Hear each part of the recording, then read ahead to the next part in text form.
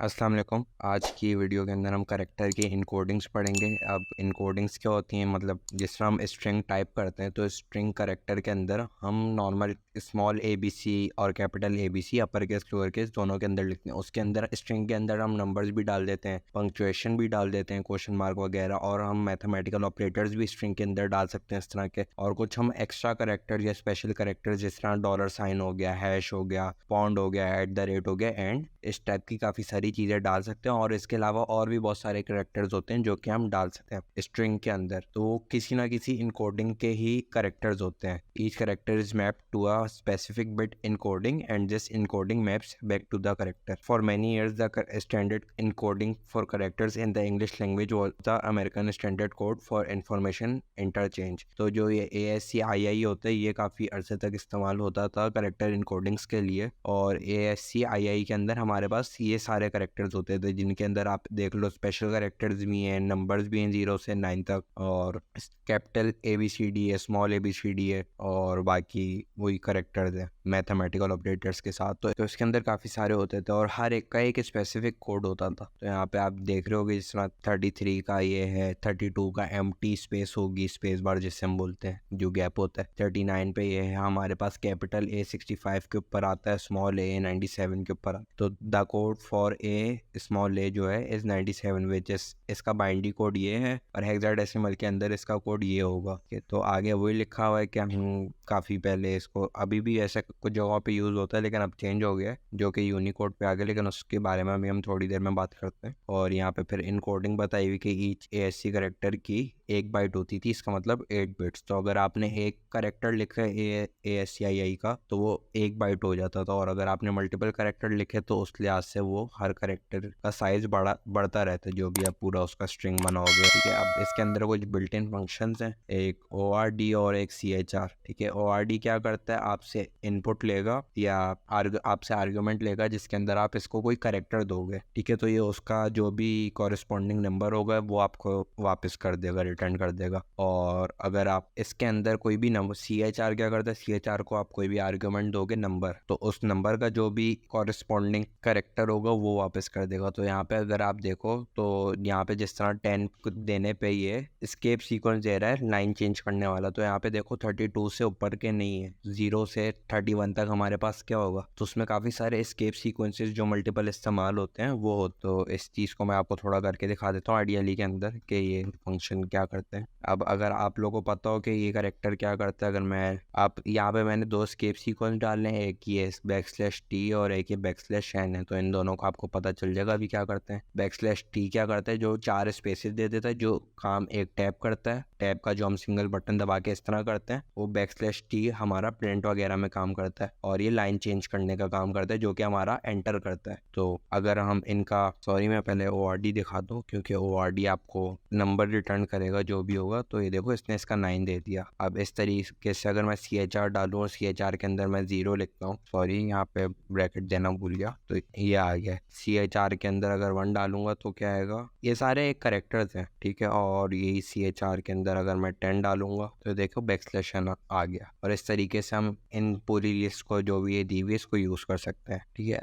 अब यहाँ पे बियॉन्ड ASCII क्या है, इसमें अब ये है कि हम देखो कितनी सारी लैंग्वेजेस होती हैं हमारे पास, इंग्लिश है, चाइनीज़ है, उर्दू है, हिंदी है, ठीक है, अरबी है, फारसी है, और जर्मन होगी, स्पेनिश होगी, रशियन होगी, जापानीज़ है, इतनी सारी लैंग्वेजेस हैं। तो अब ASC के अंदर तो सिर्फ इंग्लिश और कुछ स्पेशल करेक्टर्स हैं। हमारे पास कुछ ऐसे स्पेशल करेक्टर्स भी होते हैं जिनको हम यहाँ पे कीबोर्ड के अंदर नहीं होते, लेकिन उनको हम स्पेशली कॉपी पेस्ट करके हम ला सकते हैं। ठीक है, तो वो सारे कहाँ पर हैं, और ये जो जितने भी लैंग्वेजेस के अल्फ़ाबेट होते हैं दूसरी लैंग्वेजेस के, वो कहाँ पर हैं। और काफ़ी सारे मैथमेटिक्स के ऐसे सिंबल होते हैं जिस तरह एप्सिलॉन नॉट हो गया, और इस तरह के जो भी आपके कैलकुलेटर के अंदर सिंबल होते हैं, ठीक है, जो कि स्पेशल कैरेक्टर्स के अंदर नहीं आते हैं, वो अलग होते हैं। तो वो भी हमारे पास ASCII के अंदर नहीं है, तो वो सब होते हैं यूनिकोड के अंदर। यूनिकोड क्या है, यूनिवर्सल स्कीम है, ठीक है, इनकोडिंग की। इसके अंदर हमारे पास दुनिया के जो भी अभी तक तमाम करेक्टर्स हैं हर लैंग्वेज के, और जितने भी अभी तक हम यूज़ करते आए हैं वो सारी यूनिकोड के अंदर प्रेजेंट है। और यहाँ पे वो लिखा है, in Unicode every character is represented by an integer code point. The code point is not necessarily the actual byte representation of the character. It is just the identifier for the particular character. तो यहाँ पे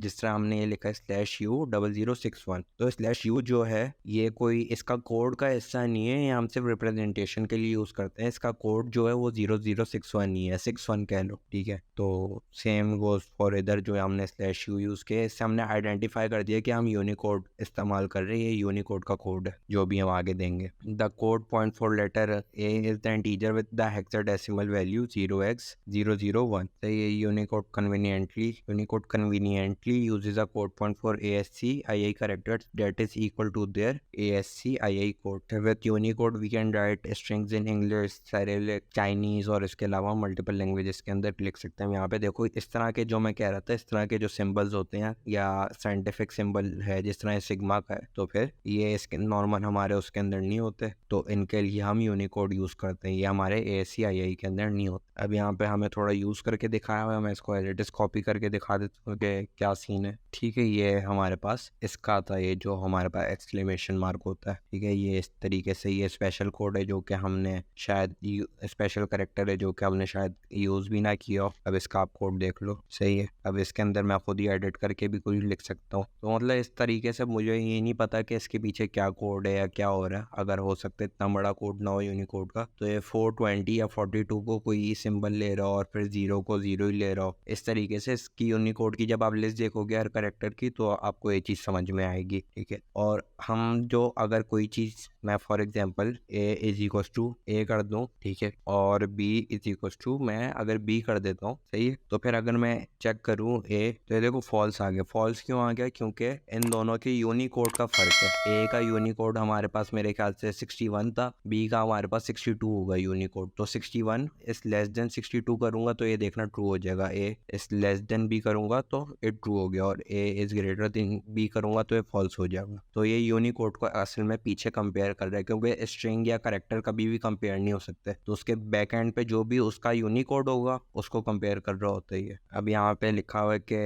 unlike ASCII code, Unicode points are not what stored in memory. The rule for translating a Unicode character और code point into a sequence of byte is called an encoding. तो character पीछे store नहीं होते, ठीक है, पीछे number ही होते हैं। तो ये जो कन्वर्जन हो रहा होता है या उसको कन्वर्ट करता है बाइट के अंदर, जो भी हमारे पास करेक्टर आ रहा होता है उसे इनकोडिंग बोलते हैं। और यूनिकोड की सेवरल इनकोडिंग्स होती हैं, UTF-8, UTF-16, UTF-32, ठीक है। और UTF का मतलब क्या है? Unicode transformation format. तो मोस्टली जो हमारे पास यूज़ हो रहा होता है वो UTF-8 ही हो रहा होता है ईमेल और वेब पेजेस के ऊपर, और पाइथन के अंदर भी UTF-8 ही है। और UTF-8 के अंदर हर ASC करेक्टर की इनकोडिंग मौजूद है जो कि 8 बिट की ही है, जो कि 1 बाइट होता है। तो इस तरीके से हम इनकोडिंग को यूज़ कर सकते हैं। इस चीज़ को आप खुद ट्राई कर लेना कि अगर आपने कोई फाइल चाइनीज़ के अंदर लिखी हुई और उसको आप पाइथन के अंदर ओपन करवाना है, तो आप नॉर्मल फाइल का नेम लिखोगे, रीडिंग मोड लिख दिया, और उसके आगे इनकोडिंग का भी एक और एक्स्ट्रा पैरामीटर देके उसको ओपन करवा लिए, तो अब आप रीड करोगे तो आपके पास ये इस तरह चाइनीज़ के अंदर ही लिखा आएगा। अभी मेरे पास ऐसी कोई फाइल नहीं है तो इस वजह से मैं ओपन करके नहीं दिखा सकता। अब आ जाते हैं रैंडमनेस के ऊपर। रैंडमनेस क्या है, क्यों ज़रूरत पड़ती है, अब इसको भी हम देखते हैं। Some apps need number generated at random, that is for some probability distribution. Scientific computing हो गई, फाइनेंशियल सिमुलेशन हो गई, क्रिप्टोग्राफी हो गई, कंप्यूटर गेम हो गए, हमारे पास काफ़ी सारी जगह है जिनमें हमें रैंडमनेस की ज़रूरत पड़ती है। अब सबसे बेसिक एग्जांपल मैं आपको दे सकता हूँ, रॉक पेपर सीजर टाइप का गेम। रॉक पेपर सीजर के अंदर अगर आपने विद कंप्यूटर वो गेम खेलना है तो उसके अंदर आप एक रॉक खुद ही सेलेक्ट कर लो, या कोई भी एक चीज़ आपने खुद सेलेक्ट कर ली और दूसरा फिर कंप्यूटर के ऊपर छोड़ दिया कि उसने क्या सेलेक्ट करना है। तो कंप्यूटर उसको किस तरह सेलेक्ट करेगा? कंप्यूटर के पास दिमाग थोड़ी है या कोई वो तुक्का थोड़ी मारेगा, तो उसके पीछे होता है रैंडम। और रैंडमनेस वो किस तरह होता है? रैंडमनेस भी एक एल्गोरिथम के जरिए लाई जाती है, वो एक एक्चुअल में रैंडम नहीं होता। जिस तरह अगर मैं बोलूँ 1 से 5 तक कुछ भी सोचें तो आप सच में रैंडमली को सोचेंगे, लेकिन अगर मैं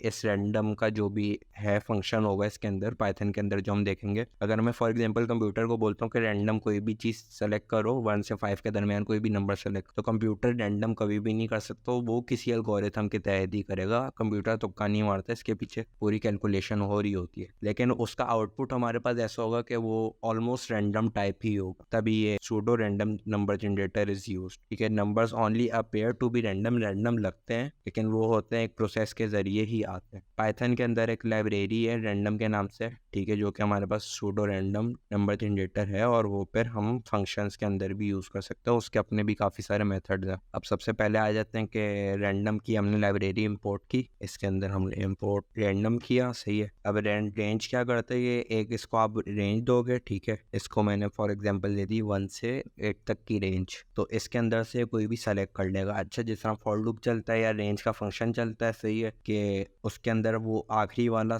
8 को नहीं लेगा, 7 को ले सकता है, 8 को कभी भी नहीं लेगा। 1 से लेके 7 तक सेलेक्ट करेगा। अगर मैंने 1,8 लिखा, वो 8 को कभी सेलेक्ट नहीं करेगा। तो अब मैं देखते हैं इसमें क्या सेलेक्ट करते हैं। इसने 5 कर दिया और ये एक रैंडम तरीके से इसने की है। रैंडम डॉट यूनिफॉर्म क्या करता है, ये आपको फ्लोट वैल्यू देगा सेलेक्ट करके। रेंज के अंदर आपके पास इंटीजर वैल्यू आई थी, इसके अंदर आपके पास फ्लोट वैल्यू आएगी रैंडम तरीके से। तो ये रैंडम वैल्यू आ गई। फ्लोट में देखो कितनी बड़ी है, इसको आप अपने तरीके से छोटा भी कर सकते हो, 3 फ्लोट या 2 फ्लोट वैल्यू तक, आपकी मर्जी है। और यहाँ हमारे पास आ जाते हैं, एक हमने फॉर एग्जांपल नेम की लिस्ट बना ली, सही है। अब इसके अंदर अगर हम रैंडम डॉट शफल करेंगे तो शफल क्या करेगा, शफल के अंदर हम लिस्ट को एक आर्ग्यूमेंट देते हैं, ठीक है, जो कि हमने यहाँ पे नेम्स का आर्ग्यूमेंट दे दिया। नेम्स का लिस्ट है, इसके अंदर लिस्ट की आर्ग्यूमेंट होगी, सही, क्योंकि लिस्ट चेंज हो सकती है। अब अगर मैं इसको शफल करता हूँ तो ये देखना इसके सारे इंडेक्सेस आगे पीछे हो जाएंगे। अब अगर मैं नेम्स खोलूंगा तो देखो आगे पीछे हो गए सारे। एंड शुरू में था, इधर यहाँ पे आ गया, ठीक है, इधर आई की उधर आखिर में था, इधर शुरू में आ गया। और ये सारे रैंडम भी आगे पीछे हो, ऐसा नहीं कि सब में एक एक बढ़ गया हो, सारे आगे बिल्कुल रैंडम आगे पीछे होंगे। और इसके अलावा यहाँ पे रैंडम डॉट चॉइस जो है, ये क्या करता है, ये आपके पास एक सेलेक्ट करेगा। अच्छा, ऊपर वाले फंक्शन में आप देखो कोई चीज़ रिटर्न नहीं की, उसने सिर्फ फाइल कह रहा हूँ, उसने वेरिएबल की वैल्यू को चेंज कर दिया। नेम्स को अगर आप पहले कॉल करते तो ये आता, अब नेम्स को कॉल करोगे तो आपके पास ये वाली लिस्ट आएगी। लेकिन जो हमारे पास रैंडम डॉट चॉइस है, ये इसके अंदर से एक कोई भी रैंडमली एक रिटर्न कर देगा। इसने इस बार रैंडम ये रिटर्न कर दिया, तो बस इसका काम ये। और रैंडम डॉट सैंपल का क्या है, ये आपको multiple at a time random select करके देगा। तो अगर मैं रैंडम यहाँ पे मैं कर देता हूँ 5, तो ये मुझे 5 नाम रैंडमली सेलेक्ट करके दे देगा। तो इसने देखो सारे आगे पीछे थे, इसने रैंडमली 5 मुझे सेलेक्ट करके दे दिए। अब यहाँ पे एक हमें गेम बनाने का कहा हुआ है कि develop function game that takes R and C as input generates a field of R rows and C columns with a bomb at a randomly chosen row and column and then ask users to find the bomb। तो game कुछ इस तरीके से चलेगा, ठीक है। अगर आप इसके अंदर आप रॉ कॉलम डालते रहोगे तो वो उस पर्टिकुलर इंडेक्स पे बताते रहेगा है नहीं है, ठीक है। और ये आपने डाल दिया, सही डाल दोगे तो बोल देगा यू फाउंड द बॉम्ब, और प्रोग्राम या गेम आपका एग्जिट हो जाएगा। तो इसका कोड देख लेते हैं क्या है। इसके कोड को आप खुद ही चला के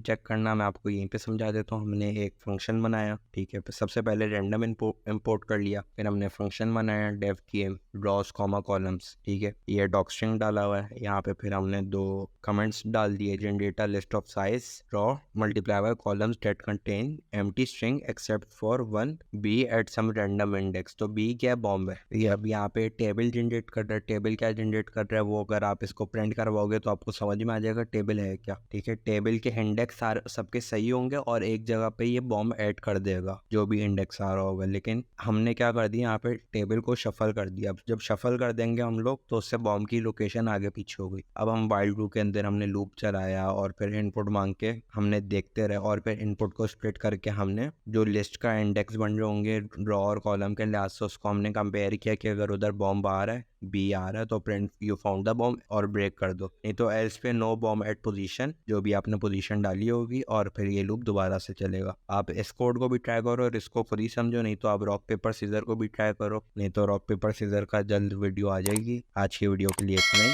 अल्लाह हाफिज।